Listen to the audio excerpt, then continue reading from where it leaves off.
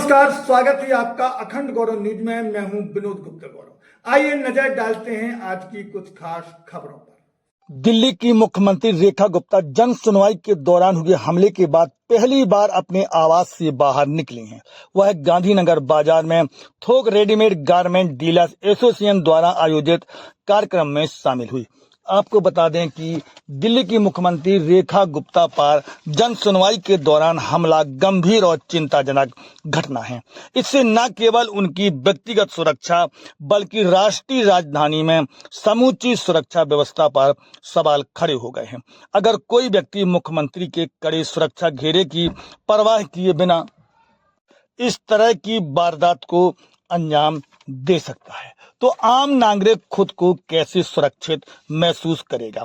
इस घटना से जेट सुरक्षा में सेना और पुलिस इंटेलिजेंस पर कई सवाल खड़े हो रहे हैं। हालांकि हमलावर को पुलिस ने तुरंत हिरासत में ले लिया है। दिल्ली के संयुक्त पुलिस आयुक्त ने बताया कि आरोपी राजेश भाई खिमजी के खिलाफ सिविल लाइंस पुलिस स्टेशन में भारतीय दंड संहिता की धारा 109(1), 132, 221 के तहत मामला दर्ज कर लिया गया है। आगे की जांच कार्यवाही जारी है। आरोपी राजेश भाई खिमजी सकरिया उम्र 41 वर्ष को देर रात कोर्ट में पेश किया गया। कोर्ट ने आरोपी को 5 दिन की पुलिस रिमांड पर भेज दिया है। आरोपी गुजरात के राजकोट का रहने वाला है, जो 1200 किलोमीटर का सफर तय करके सिर्फ हमला करने दिल्ली गया था। इसे लेकर आरोपी से कई एजेंसियां पूछताछ कर रही हैं। सबसे बड़ा सवाल यह है कि क्या इस हमले के पीछे कोई बहुत बड़ी साजिश है, क्योंकि अभी तक हमले का मकसद साफ नहीं है। दिल्ली के मंत्री कपिल मिश्रा ने इस घटना को एक सोची समझी साजिश करार दिया है। उन्होंने बताया कि सीएम गुप्ता को गंभीर शारीरिक चोटें आई हैं। बताया जा रहा है कि हमलावर ने पहले रेखा गुप्ता के शालीमार बाग स्थित आवास की रेकी की थी। उसके मोबाइल से बरामद 2 वीडियो इस बात का पुख्ता सबूत है। आरोपी एक पेशेवर अपराधी है जिसका गंभीर आपराधिक इतिहास रहा है। हमले के बाद से सीएम गुप्ता को केंद्र सरकार ने जेड कैटेगरी की वीआईपी सुरक्षा प्रदान की है। सीएम सिक्योरिटी में 22 से 25 हथियारबंद जवान 24 घंटे तैनात रहेंगे। सीएम गुप्ता और उनके आधिकारिक आवास की सुरक्षा अर्धसैनिक बल का वीआईपी सिक्योरिटी ग्रुप करेगा। आपको बताते चलें कि सीएम गुप्ता को जून माह में जान से मारने की धमकी मिली थी। गाजियाबाद कंट्रोल रूम में एक युवक ने कॉल पर धमकी दी थी। उस समय स्थानीय पुलिस को सूचना दे दी थी। बाद में यूपी पुलिस ने आरोपी को गिरफ्तार कर लिया था। अब 20 अगस्त 2025 बुधवार को सीएम पर हुए हमले को सुरक्षा में भारी चूक माना जा रहा है। दिल्ली के सीएम को जेड श्रेणी की सुरक्षा मिलती है। इसमें 22 से 25 जवान और कमांडो हर समय तैनात रहते हैं। सभी जवानों के पास MP5 मशीन गन के अलावा ग्लॉक पिस्टल व 9 mm की पिस्टल होती है। यह सारे जवान नजदीकी सुरक्षा प्रदान करते हैं। अन्य जवानों की तैनाती squad duty, pilot car, shadow commando स्थायी पिकेट पर रहती है। 24 घंटे सीएम आवास के आसपास घेराबंदी रहती है। इसके अलावा सीएम हाउस में हर आने जाने वाले व्यक्ति की सघन चेकिंग होती है।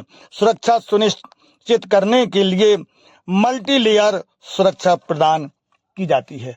पहला सुरक्षा घेरा इनर कॉर्डन का होता है, जिसमें 2 से 3 जवान सीएम के नजदीक रहकर सुरक्षा घेरा देते हैं। इनके पास हथियारों के अलावा वायरलेस सेट भी रहता है।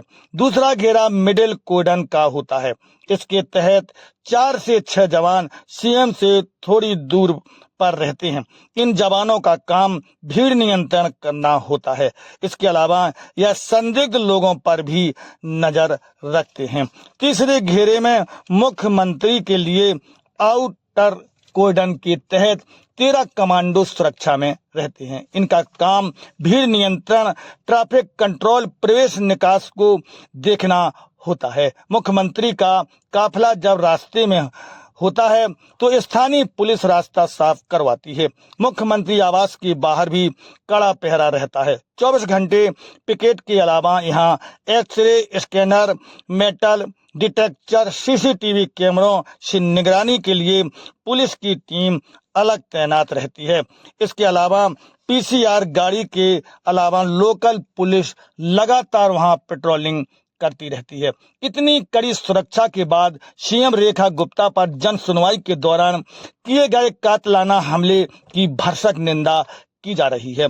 दिल्ली के पूर्व मुख्यमंत्री अरविंद केजरीवाल एवं आतिशी मार्लेना ने भी घटना की घोर निंदा की है। आरोपी गुजरात में रिक्शा चलाता है। आरोपी की मां भानुबेन सकरिया ने कहा कि मेरा बेटा कुत्तों, गायों और पक्षियों से प्यार करता है। सुप्रीम कोर्ट के कुत्तों के पकड़ने के आदेश से वह परेशान था, इसलिए उसने दिल्ली जाकर विरोध प्रदर्शन की बात कही थी। वह किसी पार्टी से नहीं जुड़ा है, वह मानसिक रूप से अस्थिर है। ब्यूरो रिपोर्ट, अखंड गौरव न्यूज, दिल्ली।